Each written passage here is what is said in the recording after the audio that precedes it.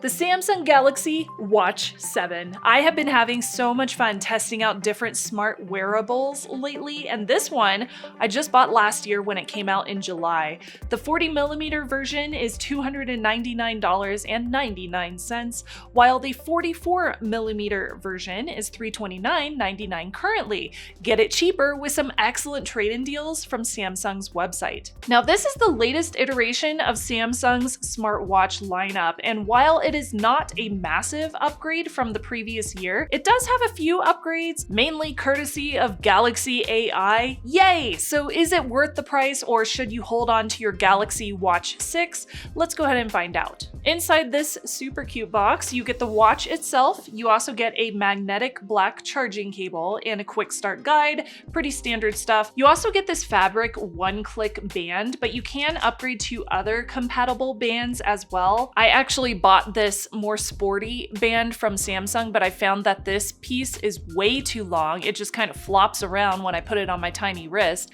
so I never wear it. And I ended up purchasing this one from Amazon, and you will notice that this one is much shorter than the Samsung one, even though they're both rated for smaller wrists. So I am going to remove this fabric band and show you the leather third-party one that I have purchased.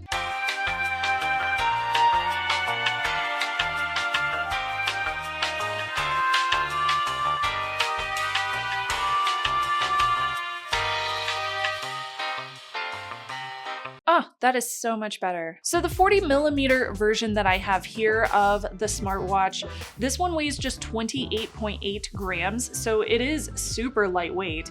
It also comes in green or cream for this size, and it's rocking that aluminum frame with sapphire crystal glass for that premium durability. Now, I have been wearing mine since I bought it, and the screen still looks good as new, though the bottom can get pretty gross within the crevices. It's also IP68 rated, and it can handle dust, water up to 50 meters, and snowstorms, which is awesome for me here in Colorado. Now, I have dedicated this channel to bringing you really in-depth tech content, as well as pro tips. So if you want those pro tips that I drop every single week, a click of the subscribe button tells me what content you want to see more of. Also, a big Patreon shout out to Daniel, Will, Michael, and Sean. You can join them and support my channel by going to patreon.com/Shannon Morse for perks like early video access and my private Discord. As usual, my show right here, Morse Code, is free to watch, and I thank my YouTube members and patrons for making that possible, especially with non-sponsored videos like this one. All right, let's get back into the review. The bands are a standard 20mm quick release strap, so you can swap them out really easily like I demoed. That said, reattaching them is a little bit finicky. I kind of have to channel my inner Sailor Jupiter strength to shove them into place with those teeny tiny little pins. I did find that this fabric band from Samsung is pretty comfortable, but I do prefer a nice leather band for general usage from day to day. Plus, the leather one doesn't get as dirty as fabric too, so that's one of my mindsets there. Okay, let's talk about the screen on here. It is very small. This is a 1.3-inch Super AMOLED display. It is very crisp. It's got a 432 by 432 resolution at 327 pixels per inch, so it is very nice and sharp and vibrant, super easy to see. It also has that always on display, so it's very easy to keep it on if you want to.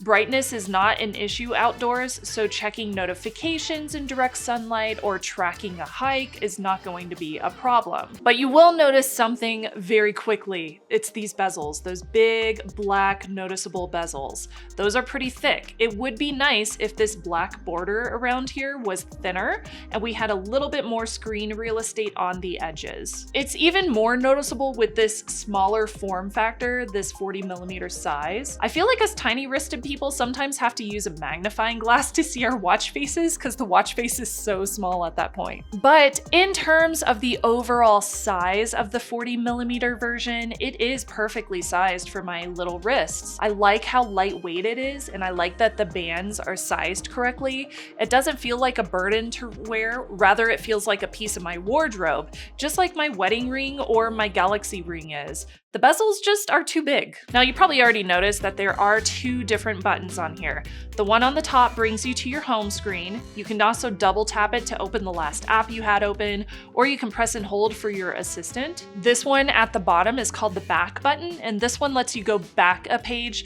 Both of these also can be customized in the settings, so if you're not happy with what they currently do, you can go into your settings on your phone and you can change those. Now the interface is very intuitive, it's very easy to use. You simply swipe down for the settings, you can swipe up to scroll through your apps, you can hold down to customize your watch, and you can also swipe along the edge of the screen to scroll through apps, swipe right for notifications, and left for tiles. Now Samsung gave the Watch 7 some under the hood upgrades, like the Exynos W1000 chipset. There's 2 gigs of RAM and 32 gigs of storage, which is double what we got last year. That means smoother animations, faster app loading, and a little bit more space for your offline playlists or apps. It also runs on Wear OS 5 with One UI Watch 6, and it's still one of the most polished smartwatch experiences for Android users. The watch faces included in the wearable app are decent. I do appreciate that I can customize many of them to my preferences. Now, of course, you can download and purchase third-party ones too if you like as well. Gesture controls have been updated, and now if you double pinch your fingers, you can answer calls, you can dismiss alerts, you can play or pause music, or you can even take a photo. This is really similar to the double pinch that you can do with the Samsung Ring to take a photo with your phone's camera, and that perk does require a Samsung phone though. So if you are buying a smartwatch for fitness, the Watch 7 has dual frequency GPS for better tracking accuracy, auto workout detection, and a ton of different workout modes. I generally just do outdoor hikes and walks, skiing in the wintertime. I think it's pretty accurate in terms of distance, steps, and burn. In comparison, the OnePlus Watch 3, which is bigger and it has a longer battery life, has a pretty similar outcome to this one, so I would be comfortable using either one for accurate fitness data. Now this also offers, and I will run through some of these features as well, there's heart rate monitoring, now more accurate, there's ECG and blood pressure monitoring, FDA approved for sleep apnea detection, which is so cool. There's SpO2 tracking or blood oxygen, skin temperature tracking, body composition analysis, that's your body fat percentage, your BMI, etc., etc. Now, the sleep tracking is one that I kind of wanted to delve into. This one is more improved with Galaxy AI's energy score, which is the same thing again that you get through the Ring, which gives you a 0 to 100 rating based on how well you rested. Snoring detection requires your Samsung phone close to you, like on your nightstand, which is not going to be super convenient if you don't want to sleep with your phone next to you. I did try testing the sleep apnea detection, but this watch is just not a big fan of my wrist, I guess, because it took me several nights to get enough accurate data for it to tell me anything. It didn't find any signs of sleep apnea, so I guess I'm good. I do think that the recorded sleep times skew a little bit high. Like if I'm just laying awake in bed, that does not mean that I'm still asleep. I'm just pretending I'm asleep so that my husband gets out of bed first to make the coffee. In the case of both sleep and fitness, I suggest downloading the Samsung Health and Health Monitor apps to see more data. Okay, we have to talk about the battery. This is where Samsung did not improve, unfortunately. It's a 300 milliampere hour battery. It lasted me about 22 to 28 hours depending on GPS use and whether always on display was enabled. Now you will definitely need to charge this thing daily. For example, I hit 3% to 8% on average after exactly 24 hours of wear time, and then I would have to charge it again. So you can only wear it for about 1 day before you need to recharge it.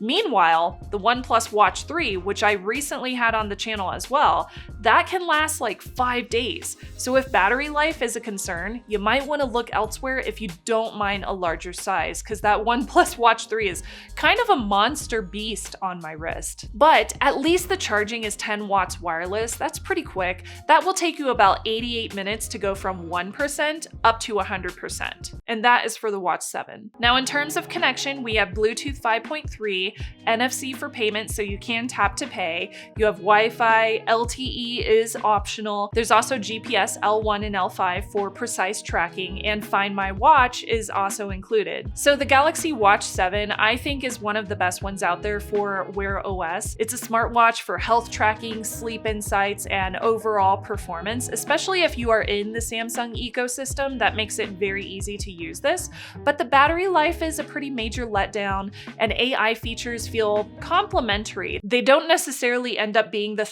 reason why I would buy a smartwatch. So if you already have a Galaxy Watch 6, I would say you could skip this upgrade because it is very minor. If you are coming from an older model or you want a great Android smartwatch with robust health tracking, then yeah, this could be a solid upgrade as long as you don't mind that battery life. But I really love the size of this thing. I just wish that smaller watches could have bigger batteries, and hopefully the technology will catch up to what we want to see and what our expectations are set for smartwatches. Let me know what you think, and I'll see you next time. Bye, y'all.